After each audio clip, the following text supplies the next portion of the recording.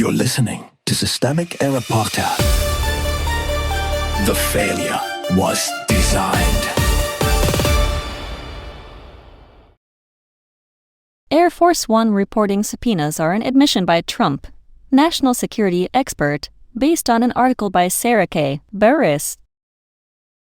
A gift that came with a security waiver. Trump's Qatari plane story is being dressed up as a retrofit problem. It is not. It is a power problem, a corruption problem, and an institutional failure that started with a decision that should have never been made, taking a private foreign aircraft and pretending it could be made into a presidential plane with enough money and enough spin. Who had the power? The central actor here is Trump. He ordered the 2018 Air Force One replacement project, then ended up leaning on a gifted plane that even his own security apparatus found unsound. The Secret Service flagged safety concerns. The New York Times reported serious vulnerabilities, including the lack of an anti-missile defense system. That is not a technical footnote. That is the baseline requirement for a presidential aircraft. The people around him did not fail to understand the problem. They enabled it. Upgrades is the cover story. The White House language is doing the usual laundering. Upgrades, renovations, maxed out are all euphemisms for a basic truth. The plane was not built for a president. It was not designed from the ground up for command, defense continuity, or survivability. It was a private aircraft being forced into the role of a state asset.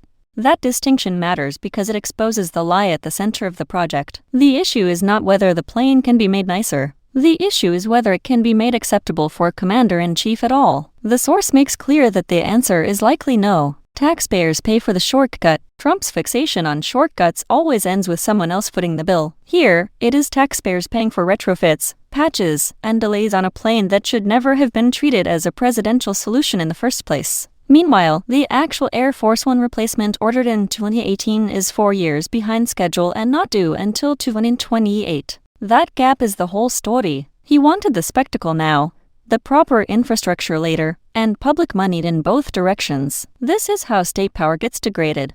The president reaches for a shortcut, then the public is left to absorb the cost of making the shortcut less obviously reckless. The leak hunt tells on them. The White House response to the reporting is just as revealing as the plane itself. The FBI launched a leak investigation after the Times report, and Trump's team went after reporters with subpoenas, including subpoenas against family members. That is not confidence. That is panic with legal stationery.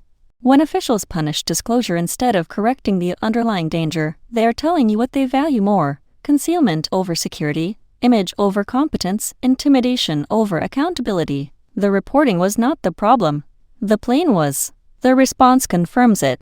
A presidency built on band-aids. Juliet Kayyem's point is the blunt one the political class keeps trying to soften. This was never a safe presidential aircraft, and it likely will not become one. The effort described here is a stack of band-aids on a structural mistake. That is the pattern. Trump governs by turning institutions into afterthoughts and then blaming the people who notice the wreckage. He treats public office like a branding exercise, then expects specialists, taxpayers, and subordinates to clean up the consequences without calling the original decision what it is.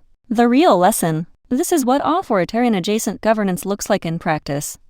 Not always grand coups or dramatic rupture, but petty corruption, reckless improvisation, and punishment for anyone who names the hazard. A president takes a dubious gift, pushes it into service, spends public money to patch over the damage, and then attacks the press when the defects become visible. The plane is not the story's decoration, it is the method. You've been listening to Systemic Error. Thanks to Alternet for today's article. With the automated voice of Clara, thanks for listening.